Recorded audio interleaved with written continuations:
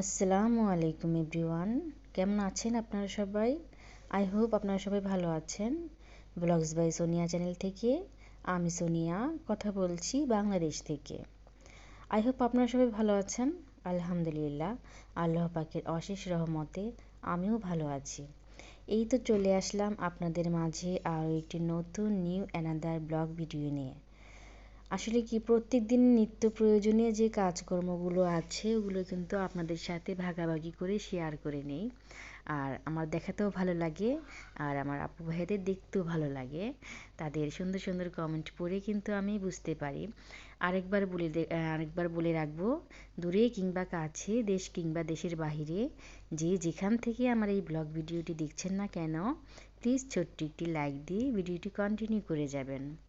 আপনাদের ছোট্ট একটি লাইক আমাকে অনেক বড় করে দিবে না, তারপরও আমাকে অনেক কাজে আর কি সহযোগিতা করবে, উৎসাহিত করবে, আর আমার নতুন করে আরেকটু ভিডিও বানানোর জন্য উৎসাহিত করবে। তো অসংখ্য ধন্যবাদ যারা এই কাজটি করে দিয়েছেন। আমি কিন্তু চলে এসেছি আপনাদের সাথে গল্প করতে করতে। যে আমি কিন্তু পিঠা বানাবো, যেহেতু এখন শীতকাল, পিঠার আমেজ কিন্তু অনেক বেশি। পিঠাপুলি খাওয়ার উৎসব কিন্তু শীতকালেই বেশি আর কি ভালো লাগে। এখন হবে কার্তিক কিংবা পৌষ, যেটাই হোক না কেন মাস, কিন্তু মাঘ মাসের শীত কিন্তু তখন বেশি আর কি। মাঘ মাসের শীতটা অনেক বেশি পড়ে, সেজন্য কিন্তু পিঠা খাওয়ার মজাটাও কিন্তু ভালো লাগে। কিন্তু মাঘ মাস কিন্তু এখনও আসেনি, পৌষ হবে সম্ভবত। তো এখন কিন্তু হালকা রোদও দেখা যায়, আবার কুয়াশাও থাকে, একটু একটু গরমও লাগে, ঠান্ডাও লাগে। যাই হোক, আবহাওয়াটা নাতিশীতোষ্ণ আর কি, খুব একটা গরমও আর কি, শীত লাগতেছে মোটামুটি, কিন্তু এতটা বেশি না। কিন্তু পৌষ মাসের পর যে মাঘ মাসের যে শীতটা, আমি শুনেছি ওটা নাকি বাঘের গায়েও লাগে। তো যাই হোক, আমার থেকে কিন্তু মাঘের শীতটা বেশিই লাগে, যেহেতু এখন পৌষ চলতেছে, তেমন একটা শীতের কোনো বেশ আর কি বেশ একটা লাগে না। তারপর যতটুকু লাগে, বাবা আহামরি! যে দেখেন আমার মেয়ে কাজ করে দিতেছে আমাকে, যে যেহেতু এখন শীতকালে কাঁথা কম্বল এগুলো নামাতে হয়। তারপর কাঁথাতে কিন্তু শীত মানে না আর কি, কম্বল ইউজ করতে হয়, যার যেটা ভালো লাগে লেপ ইউজ করতে হয়। তারপর দেখা যায় এই ছোট ছোট যে কাজকর্মগুলো থাকে ওগুলো কিন্তু করতে হয়। তো আমি কিন্তু আজকে এইগুলো ধুয়ে দিছি, কারণ বেশ কয়েকদিন ধরে রোদের কোনো আভাস নেই, রোদ দেখাই যায় না। তো ভাবলাম যে এইভাবে হলে তো হবে না। দেখা যায় ঘর দুয়ার কিন্তু এগুলো মোছা যায়, কন্টিনিউ ফ্যান চালিয়ে শুকানো যায়। আর এগুলো যে যে কম্বলগুলো আর এই যেটা লেপ, এটা কিন্তু গায়েও দেওয়া যায়। তো এটার কভারটা, সাদা কভারটা দেখাইলাম তো যে এটা ধুয়ে ফেলছি। আর এই কম্বলটাও আর কি, এই কাঁথাটা আর কি, এটাও কিন্তু লেপটাও কিন্তু আমি রোদ দিলাম, কারণ রোদে কিন্তু দেখা যায় যখন আমরা এটা আর কি গায়ে দিব তখন কিন্তু একটু ভালো লাগবে, ফ্রেশ লাগবে। যে আলাদা করে এক্সট্রা যে একটা গন্ধ থাকে ওটাও চলে যাবে, আর একটু গায়ে দিতে কিন্তু ভালো লাগবে, সেজন্যই। তো ফ্রেশ থাকার জন্যই কিন্তু এসব করা। আর চেষ্টা করি শীতের মধ্যে একবার অন্তত ওইটা ওয়াশ করে নেওয়ার জন্য। তো যাই হোক, আমি কিন্তু কম্বলটা আর কি রোদ দিয়ে ফেললাম। আর এখানে আমার কিছু গাছ দেখাবো।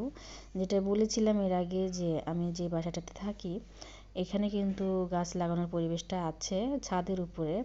তো এই যেরকম মাটি করে আর কি র্যাকের মধ্যে করে, তো এই কন্টেনারগুলোর মধ্যে রাখলে দেখা যায় কি গাছ হয় যতটুকু আর কি। মাটি আর কি, মাটির মধ্যে যেই একটা ভালো পরিমাণ হয় ওইটা ওরকম হয় না, তারপরও যতটুকু অসম্ভবকেও কিন্তু সম্ভব করা যায় যত্ন দিয়ে। যাই হোক, এগুলো কিন্তু মরিচ গাছ না, ক্যাপসিকাম গাছ, দেখা যায় মরিচ গাছের মতো। তো আমার কিন্তু ক্যাপসিকাম গাছগুলো ভালো লেগেছে। কবে ক্যাপসিকাম হবে তা জানি না, কথায় আছে না, গাছে কাঁঠাল গোঁফে তেল, ঠিক এরকম একটা অবস্থা। আমার কিন্তু বেশ ভালো লেগেছে। ক্যাপসিকাম গাছ কিন্তু অবশ্যই মরিচ গাছের মতো দেখা যায়। আপনারা অবশ্যই জানাবেন, ক্যাপসিকাম গাছ যদি আপনারা চিনে থাকেন অবশ্যই জানাবেন। তো এখানে কিন্তু ছাদে কিন্তু গাছ লাগানোর পরিবেশটা খুব ভালো ছিল। আর উপর থেকে যে গাছের ছায়াটা ওইটা কিন্তু পড়ে না। তো এখন কিন্তু দুপুরের সময় আমি কাপড় শুকাতে ছাদে গিয়েছিলাম। তো আমার মেয়ে প্রথম কিন্তু দেখাইছে, আমার মেয়ে দিয়ে দিতেছে, ও কিন্তু পারতেছিল না, কারণ কাপড় কিন্তু পিছলিয়ে পড়ে যায়, এর জন্য ক্লিপগুলো ব্যবহার করতে হয়। তো ও বুঝতে পারেনি, তো একটা ফেলে দিচ্ছে, ধুলো লাগে আর কি, ধুলো লেগে গেছে। যাই হোক, তো কাজকর্ম কিন্তু ছোট থেকেই বাচ্চাদের একটু একটু দেখিয়ে দিতে হয়, আর করতে করতেই শিখে যাবে। আর আমি যে কাপড়গুলো ধুয়েছিলাম ও কিন্তু রোদ দিয়ে দিতেছিল, দু একটা রোদ দিতেছিল আর বাকিগুলো ফেলেও দিতেছিল। এখন আর কি করা। আর আমি চালের গুঁড়ি, এই যে এখানে চালের গুঁড়িগুলো এখানে কিন্তু আমি আরেকবার হাত দিয়ে নেড়ে চেড়ে আর কি দিতেছিলাম, যাতে ভালো করে শুকিয়ে যায়। আমি কিন্তু অনেক সময় আরেকটা পদ্ধতিতে ফ্রোজেন করে রাখি, যে যখন চালের গুঁড়িগুলো নিয়ে আসে, যে হ্যাঁ আমি সাথে সাথে এখন পিঠাটা বানাবো না, ওই ক্ষেত্রে কিন্তু আমি পিঠাটা কি করি, চালের গুঁড়িটা যখন পিঠা বানাবো তখন আর কি আমি ফ্রিজ ডিপ থেকে আর কি, নর্মালে না, ফ্রিজ ডিপ যেটাতে বরফ হয় ওটাতে কিন্তু পলিথিন করে তারপর বক্সিং করে রেখে দিই। ওইভাবে রাখলেও কিন্তু নষ্ট হয় না, এইভাবে একবার ট্রাই করে দেখতে পারেন, যদিও আমি রেখে দেখালাম না। তো ওই দিক থেকে কিন্তু আমি চালের গুঁড়োগুলো ভালো করে শুকিয়ে নিয়েছিলাম, শুকিয়ে যেটা সঙ্গে সঙ্গে বানাবো যতটুকু প্রয়োজন, আর বাকিটা আমি বক্সিং করে রেখে দেবো। আবার দেখা যায় অনেক সময় যে হ্যাঁ আমি ফ্রিজে রাখবো না, ওই ক্ষেত্রে বক্সিং করে রেখে দিই। আর যখন অনেক লেট করে বানাবো ওই ক্ষেত্রে কিন্তু আমি অবশ্যই ফ্রিজে ফ্রোজেন করে রেখে দিই, ওটা পলিথিন করে তারপর বক্সিং করে রেখে দিই। তো আপনারা অবশ্যই একবার এইভাবে চালের গুঁড়োটা ফ্রিজে রেখে দেখবেন আর কি, ডিপ ফ্রিজে রেখে দেখবেন, কোনো নষ্ট হবে না, পিঠাও কিন্তু পারফেক্ট হবে, কোনো সমস্যা নেই। তো আজকে কিন্তু আমি এই যে চাল, এগুলো কিন্তু বাসমতি চাল, তো এটা দিয়ে কিন্তু আজকে বিরিয়ানি রান্না হবে। তো এখান থেকে কিছু চর্বিযুক্ত মাংস নিয়েছি, যাতে তৈলাক্ত হয় বিরিয়ানিটা, একটু তেল তেল হলে কিন্তু ভালো লাগে। যেহেতু মাংসের ভিতরে অনেক চর্বি আছে, তো এক্সট্রা বেশি তেল আমি ইউজ করব না, দিব প্রয়োজন মতো, কিন্তু বেশি দেব না, তাহলে দেখা যাবে খাওয়া যাবে না। তো এখান থেকে কিন্তু ঘরোয়া উপকরণে যে মশলাগুলো, ওগুলো কিন্তু আমি নিয়েছি, আলাদা করে কিছু নেইনি। আর এমনি অনেক সময় যে বিরিয়ানি মশলাটা ওইটাই ইউজ করি, এখন যেহেতু গরুর মাংস দিয়ে রান্না করব এর জন্য আর আমি নিলাম না। আর আপনারা তো জানেন সচরাচর বিরিয়ানি রান্না করতে যে মশলাগুলো, যে উপকরণগুলো লাগে, আমরা কিন্তু চাইলে ওগুলো বাহির থেকে কিনে নিয়ে আসতে পারি। অনেক সময় দেখা যায় ঘরে যে ঘরোয়া মশলাগুলো থাকে আর কি, হ্যান্ডমেড, ওগুলো দিয়েও কিন্তু তৈরি করে নেওয়া যাবে। তো আমি এখান থেকে পেঁয়াজ, তারপর কাঁচামরিচ, তারপর আদা রসুন বাটা, লবণ, তারপর স্বাদ মতো হলুদটা দেবো একটু, বেশি একটা দেব না, জাস্ট যাতে মেজারমেন্ট অনুযায়ী, মাপ অনুযায়ী সামান্য একটু দেবো, যাতে কালারটা একটু সুন্দর আসে। আর ঘিটা ইউজ করব। তো এখান থেকে কিন্তু আমি কিছু কিচমিচ নিয়েছি, আলু বাখারাটা আমার ঘরে ছিল না, এই জন্য ওটা আর নেইনি। আর তারপর যে মশলাগুলো থাকে, এলাচ, তারপর গোলমরিচ, এগুলো। আর টেস্টের জন্য নিয়ে নিয়েছি একটু চিনি, তো ওটা আপনারা স্কিপ করতে পারেন আপনাদের ইচ্ছে অনুযায়ী। আর মোট কথা যত দেব উপকরণ ততই কিন্তু ভালো হবে। অনেক সময় দেখা যায় অনেক মশলা দিয়েও কিন্তু রান্না ভালো হয় না, বেশি মশলা দিলে রান্নার টেস্টটাও নষ্ট হয়ে যায়। ইচ্ছে করে কিন্তু অনেক আইটেমের মশলা ইউজ করা যায়, এটা সম্পূর্ণ আপনাদের রুচি অনুযায়ী। তো আমি ঘরোয়া উপকরণে আমার যা ছিল তাই কিন্তু আমি করে নিয়েছি। আর আমি ডিম ইউজ করেছি, ডিমগুলো কিন্তু আমি ভেজে নিইনি, ডিমগুলো আমি আর কি উপর থেকে সিদ্ধ করে উপরে আর কি ঢেকে রেখে দিয়েছিলাম, জাস্ট যাতে স্মেলটা ডিমের মধ্যে আসে।